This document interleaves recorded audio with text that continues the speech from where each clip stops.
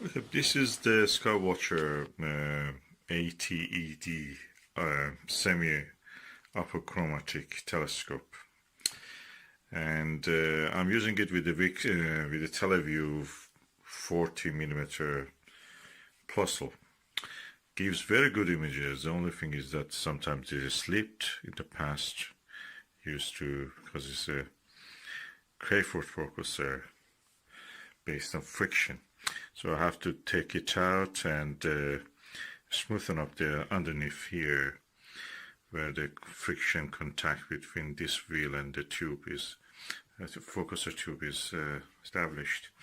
So it now works, and you can lock it also. There is a lock mechanism, just screw there. Beautiful telescope, gives good views, easy to manipulate. Of course, I have now tested this, and I think my Lyra 102 f11 has less chromatic aberration than this. This doesn't have much, but the clarity of image, brightness of the image, and in the Lyra is equal or better than this. Surprised. The only advantage this one has is shorter tube. It's easier to manage, easier to carry, easier to everything. So other than that, Lyra is better.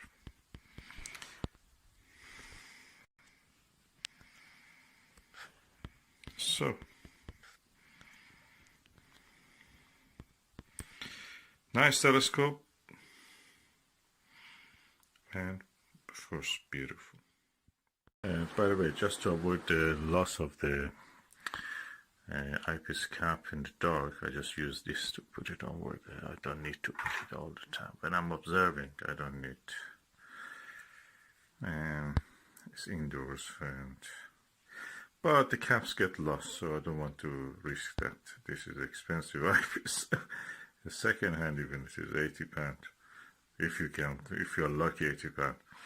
It's more than that, £110 probably.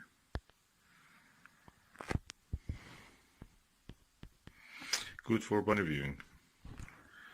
And this Dobsonian mount is a Skywatcher flex tube 130p. That is really good. It's a folding telescope. The Dobsonian mount of it is really good. It can take up to 8 kilograms. This is probably 3 kilograms or less even. Easily takes it. An amazing piece of engineering. It's made in China. Beautiful. Better than the Unitron, which was made in Japan. Technology, everything is transferred. You know, it's like a soul. It's like a wind. Can go anywhere. Now the technology is in the Unitron is built in China. Look at this CNC machined, lovely tube rings, 4-inch, and it's all here. This is a Skywatcher 60 by 30, I think, 6 by 30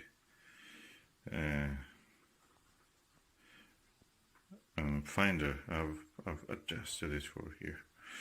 Anyway, this Takahashi, really good quality. I'm waiting a little bit. Venus comes out of the leafy parts, and so I can actually go and have observation without the leaves changing from time to time that causes a little bit disturbance. So I'm waiting for that, but you can see the quality in the Takahashi piece.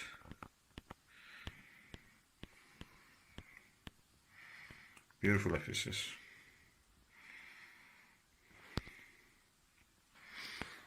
And this is a Vixen NPL 40 meter NLV 40 millimeter, and this is Alter Prism 2-inch diagonal prism, really good for planetary work. So everything in this system that I have is perfect. Look at the size of these knobs, dual adjustment knobs, so really good. I'm looking forward to the rest of the session when the planet Venus passes from the tree, so I can go and observe it. This is a Lyra 102 f11 telescope, refractor telescope. It has some features which I'd like to mention. First of all, this is a long tube telescope. It's achromatic telescope, but because it has a long focal length, it's a doublet lens, of course, in front. Practically, it acts and works like a apochromatic, meaning that there is no color fringe or chromatic aberration, as we call it. The other feature of it is that beautiful, smooth feather touch Crayford dual speed focuser. That just on its own is a lot. That's probably costs around 150-60 pounds on its own. Then we come to the tube rings. These tube rings are CNC machined. The movements of this telescope and this Dobsonian mount is so smooth. It's because the weight is right for this. It's butter smooth.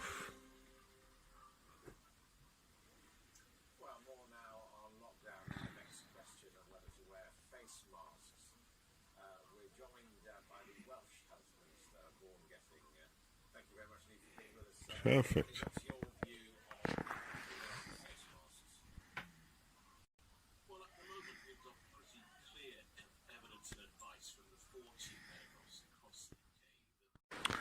Okay, we loosen up this screw and then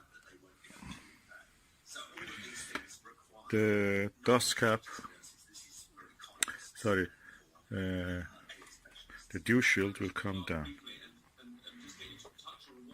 Let us go and have a look in the mirror and the lens. 102mm of achromatic doublet lens.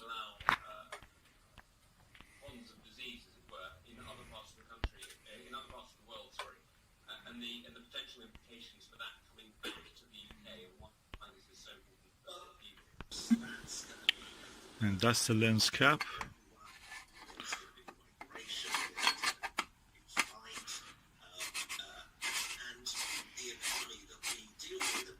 Completely protected now. It goes back to its box. I will unscrew it from here.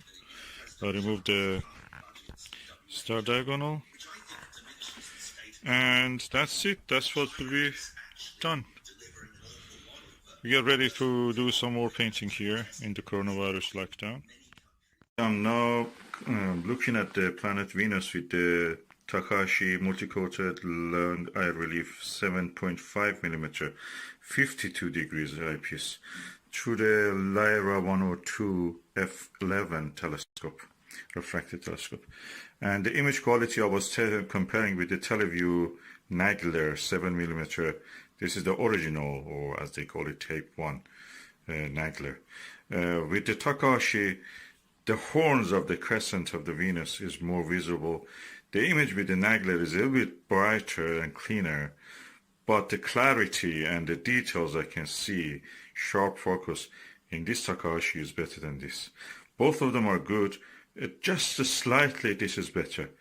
I can see the horns of the crescent of the Venus clearer. And the lens looks almost identical in size. The eye relief of the Takahashi, of course, is 20mm. With this one is 13mm or 11mm. The field of view of this is 82, and with this is 52. I don't feel that that is affecting the view as much as I expected. A tad better in this, although it's not as bright as of the Nagler, Teleview Nagler, but the clarity and the sharpness of the focus is better. This telescope, of course, I have to show that is a feather touch dual speed Crayford focuser. That is 10:1, so 10 turn of this equals to 1 turn of this. And yeah, I'm really impressed. Both of them are good. With this one I could even look 3.2 and I could get an image, but the image was very swiftly moving. This is an Dobsonian mount for the Skywatcher SkyMax 130 flex tube. And anyway, I'm continuing to observe, and I think Takashi, a tad slightly an epsilon better than the Nagler.